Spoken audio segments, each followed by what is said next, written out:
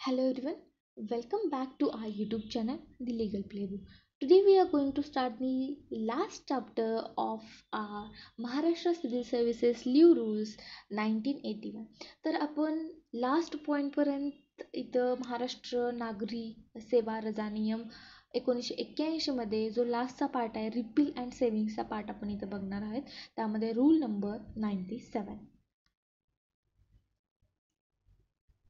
Okay, तर rule number 97 जो आहे रिपील अँड सेव्हिंग ह्यामध्ये the corresponding rule in Bombay civil services rule 1959 as in force in the state of Maharashtra immediately before the commencement of these rules are hereby repealed insofar as they provide for any of the matters contained in these rules, provided that anything done or any action taken under the rule so repealed shall be deemed to have been done or taken under the corresponding provision of these rules. तर याचा अर्थ काय आहे तो बघूया आपण. Main पॉईंटच असा आहे ह्यामध्ये रिपीलमध्ये बॉम्बे सिव्हिल सर्व्हिसेस रूल्स 1959 मध्ये जो रूल आहे ह्यामध्ये 1959चा as applied in Maharashtra repeal झाला.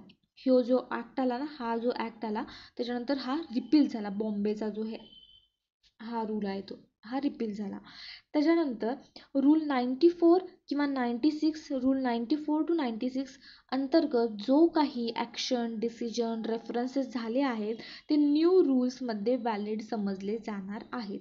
ओके, त्याच्यानंतर फॉर एक्झाम्पल एम्प्लॉईने 2010 मध्ये ओल्ड BCSR म्हणजे कुठलं बॉम्बे सिव्हिल सर्व्हिसेस रूल्स जे आहे त्याच्याप्रमाणे लीव अवेल्ड केली असेल तर न्यू रूल्स लागू झाली तरी पण ते लीव व्हॅलिड राहणार आहेत. त्यावेळेला तुम्हाला ते रूल्स व्हॅलिड राहणार, तुम्हाला ते आधीच्या आधी नंतरच्या नंतर असणार आहे. ओके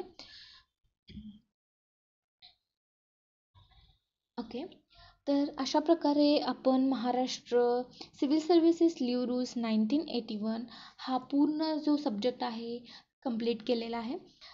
आय होप तुम्हाला हे लेक्चर समजले असतील, आवडले असतील, तुमच्या अभ्यासासाठी उपयोगी ठरतील. जर तुम्हाला हा व्हिडिओ आणि सिरीज आवडली असेल तर कृपया लाईक करा, शेअर करा चॅनलला आणि सबस्क्राईब करायला विसरू नका.